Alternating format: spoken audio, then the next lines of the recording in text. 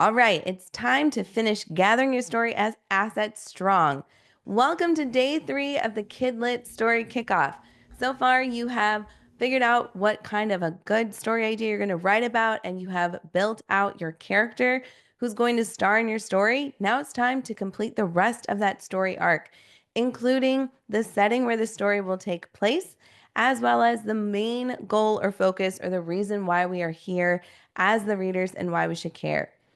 In today's lesson, we're going to dive into the 2 parts of the setting you need to know as the author, how to choose a story goal that's going to be the driver for your plot and the connector for your entire story, and the absolute must-have you have to include in your story, otherwise it will not work. Grab your workbook and let's dive in. Welcome to day 3 of the Kidlit Story Kickoff. I hope you are making amazing progress with your stories so far.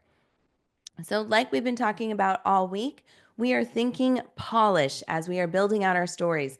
This is the method I teach my Kidlit Academy students, and we are in the planning stage. This will be the last lesson in that planning stage before we move into the O.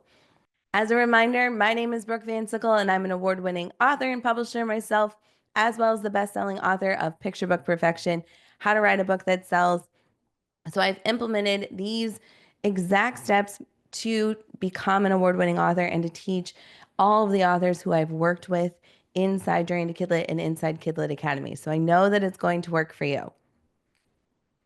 Like I said, we use a term around Kidlit Academy called gathering your story assets. And this just means brainstorming that idea fully. Like we talked about yesterday, that includes a main character, setting, and a story goal or focus, the reason we are here and the reason we should care. So we've already covered the main character. Go back and watch that lesson if you haven't, or listen to it so you can build out that character because you're going to need it for today's lesson. Now that we know who's going to be starring in our story, we need to determine where and why. The why is the most important part because it's going to give that reader the motivation to keep flipping the pages and to keep moving throughout the story. It's also going to be the reason they pick it up off the bookshelf, feel compelled to tell their friends and family to read it as well. So it's really, really important. So let's dive into those last 2 components, starting with setting. So this is where your story takes place. We learn about setting when we are first learning about story writing, so it shouldn't be a surprise to you. But what might be a surprise is the ingredients you need for your setting. So you do need to know the period of time that this story takes place. Is this in the past? Is this in the future? Is it current, present day? Where in the world, or is this a made-up world, does your story take place? Is it your own world? Is it based in truth? Is it somewhere, your own neighborhood, your own home, things that you're familiar with? Are you making these up yourself? Is there a historical component? Where is it? And then that last bit is the place where we meet the character. And this is a spot that a lot of authors forget about, but it's actually going to be the grounding fuel for our stories. So this is the place where we are going to be introduced to the story, introduced to the character as the reader when we're first diving into the story. So it's really important that you get that.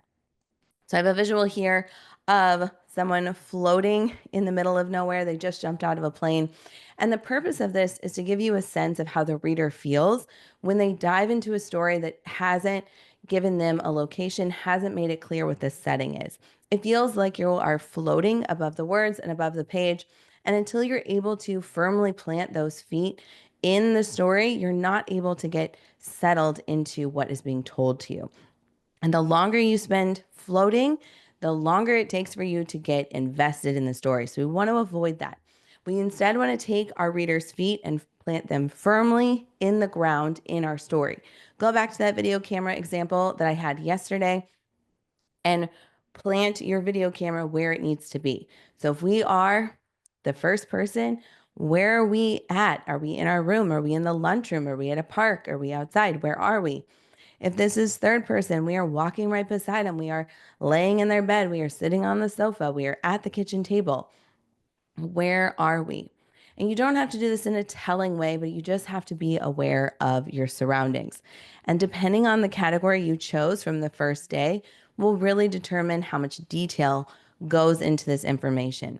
So Be studying those comp books, be studying books in your category to know how successful writers have already done this and to give you examples of how to do it yourself.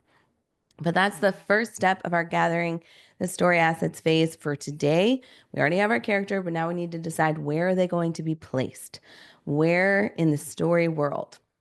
And then from there, we need to create our so what factor, as Lisa Cron so lovingly determines this.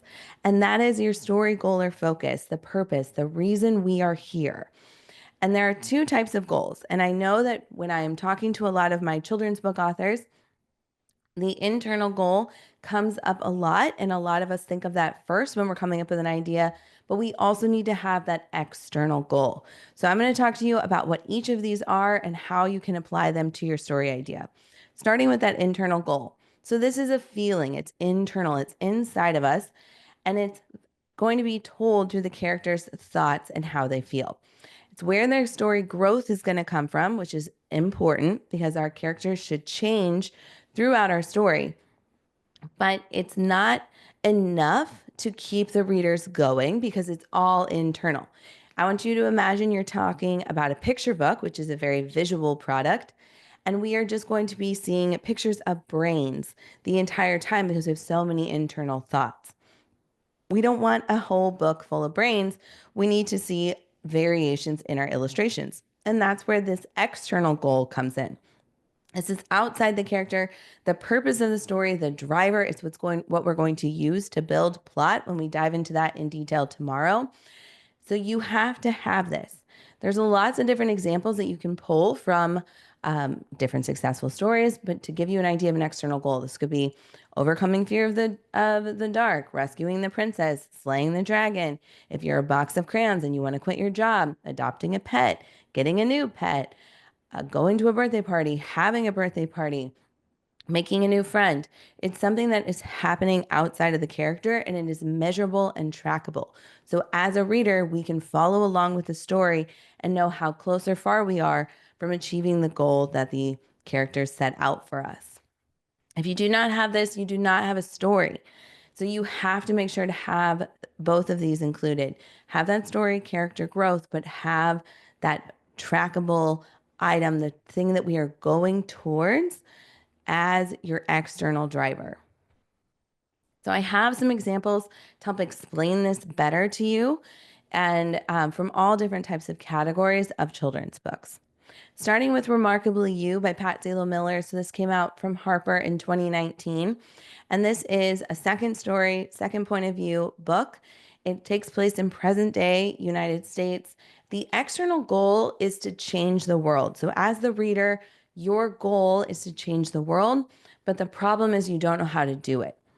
So the internal goal, the takeaway here of the book, the moral, is that anyone can make a difference, and how we do it is what we're going to dive into the story, how we can achieve it, how we can make change in the world, even if we are small and young, or even if we are in a location that doesn't seem to make sense, we can make a difference. And so Pat Miller does that really well in this story.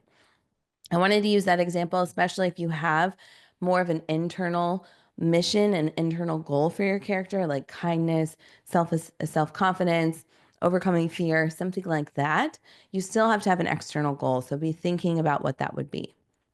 Another example is Hope Project Middle School by Alyssa Milano. This came out from Scholastic in 2019. It's a middle grade book about Hope Roberts, who also has a goal to change the world.